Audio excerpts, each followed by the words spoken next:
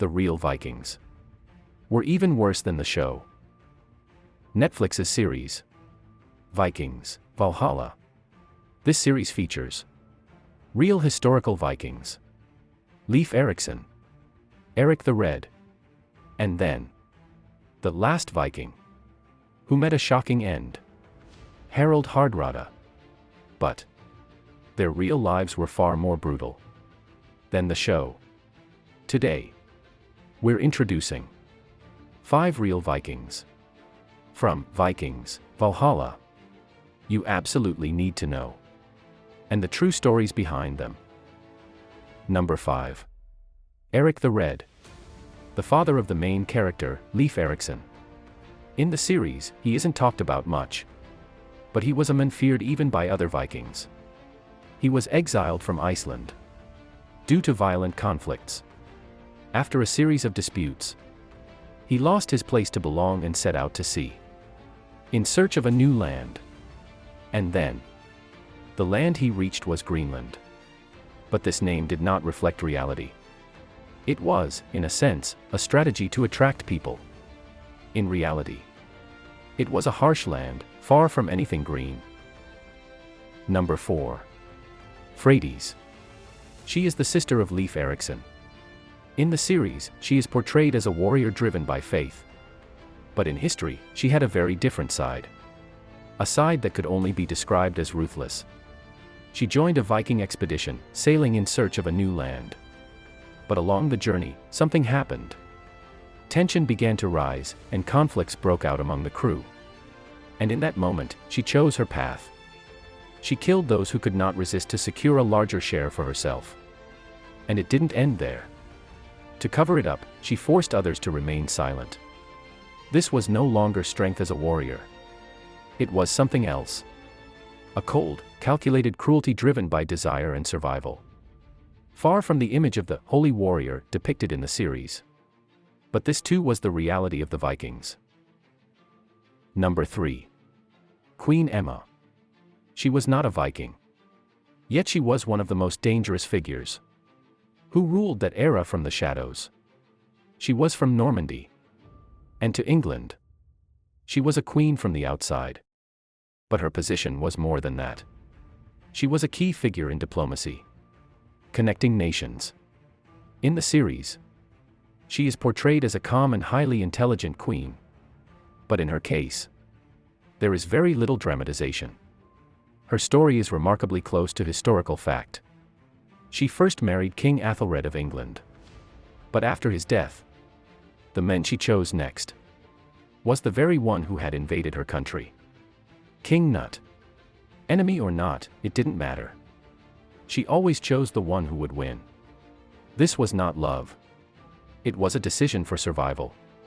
And above all, a choice to hold power. Furthermore, to prove her legitimacy, she had a certain record created. It was a work that portrayed history in a way that favored her. She may have tried to control not only reality, but history itself. She did not stand at the front. She ruled through words and strategy. That was Queen Emma. Number 2. Leif Erikson. He can be seen as the true protagonist of this story. And he was a unique figure among the Vikings. While many warriors fought for honor in Valhalla, he was a little different. What he sought was not battle, but knowledge. From a young age, he grew up under the strong influence of his father, Erik the Red. But his father was a man who had been exiled for violence and conflict. And his sister, Freydis, was also a warrior who lived by strength and brutality. Growing up in such a family, Leif always felt a sense of unease. Why do they keep fighting? Why risk their lives for battle? He gradually began to question the Viking way of life. Before long, he set out on a voyage in search of a new world. During his journey, he traveled to Norway, where he encountered a different set of beliefs. It was Christianity. A world of taking, fighting, and earning honor. Everything he had known as a Viking was built on that. But this new belief spoke of something else. Salvation. Leif was deeply drawn to this new way of thinking. Would he continue living as a warrior? Or choose a different path? After much inner conflict, he accepted faith as his answer. And so, not as a man of war, but as someone guided by new beliefs, he set out to sea once again.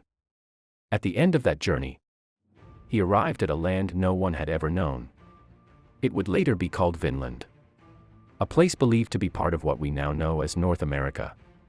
In other words, he may have reached the American continent nearly 500 years before Columbus. But his achievements were not remembered for long in history.